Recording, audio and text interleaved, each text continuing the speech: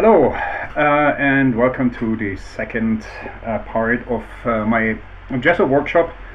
I am Vitus, and I have been using Gesso for quite some while and have experimented with it. So I try to get my experiences over to you. The first part we talked mainly about glue, and you see here how it looks after about a day. It should have soaked up pretty much most of the water, and what I've done now, I switched on the slow cooker a while ago, a few minutes ago, yeah, and now we the water has been soaked up, right? And now we're carefully heating that up. We don't want to boil it, and we want to very carefully stir it. And I use a fork for stirring for pretty much the same reason. We don't want to get it to boil, because we will introduce bubbles. And once we have bubbles in there, they are really difficult to get out. They, as long as it is just the glue, they have a couple biggish bubbles on the surface, that's okay, but the small bubbles that you will build up if you are stirring as vigorously or it starts boiling or something, are almost impossible to get out. Once you have the chalk in there, that is impossible, and it's very difficult to work with. There is ways how you can mediate the problem, but it's essentially a very difficult problem which we want to avoid. So now, while this glue here slowly melts,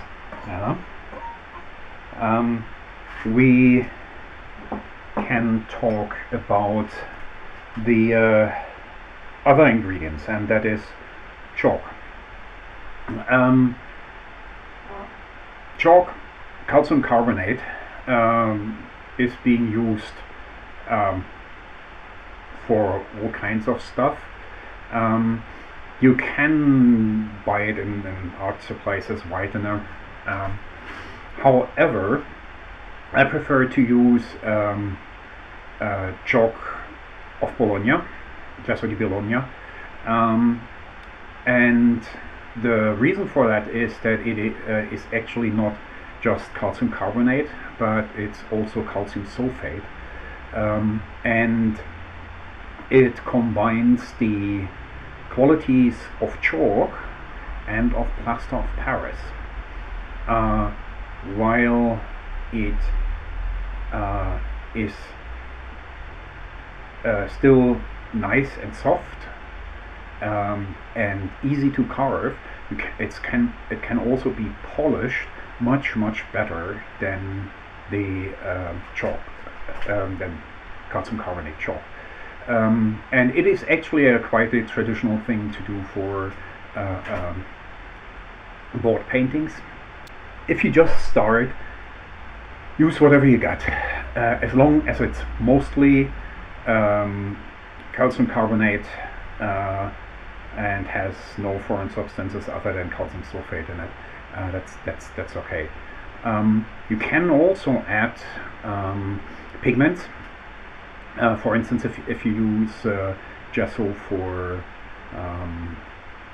gilding, then you're very likely to add a bowl of Armenia, a brown, very fine clay that gives the gold just that it shines deeper.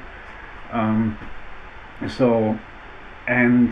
that chalk needs to be introduced into the glue very carefully. So I'm stirring this here, and leave it here for quite a while, yeah, and it is a relatively long process. So the first day, it's not a lot of work, but it takes time. The first day you soak your glue, the second day you melt your glue, and after we have prepared it, we need to cool it down, and then it becomes this jelly. And once that is achieved, we can go to the next stage and add the chalk of Bologna. So the glue has, because it's an organic material, you need to be, once you start soaking it, the clock starts ticking because it goes off. And if you have ever tried to work with gesso that has gone off, you don't want to repeat that. So once you start doing your gesso, keep it cool. Overnight, keep it in the fridge. As soon as that stuff gets wet, microbes start eating away.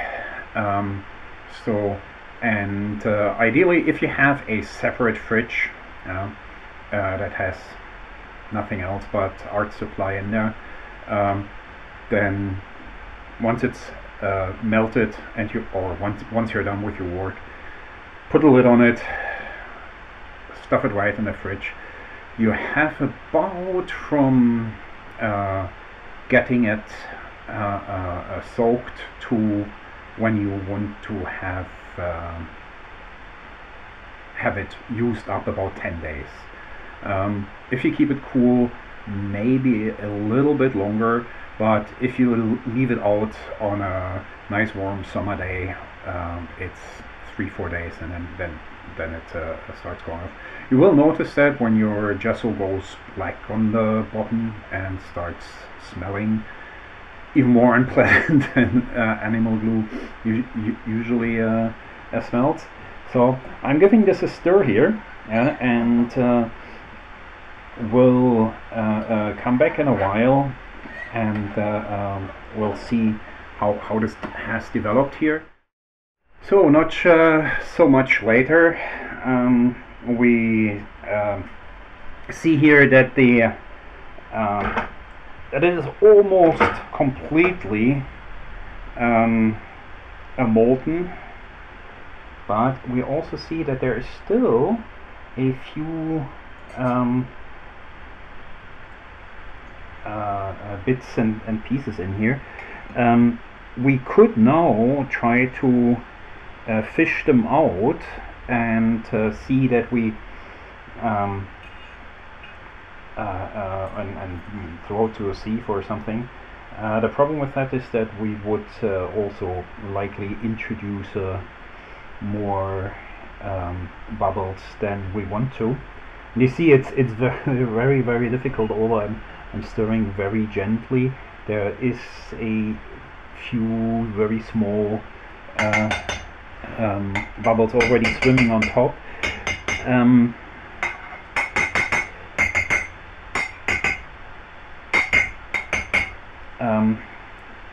Just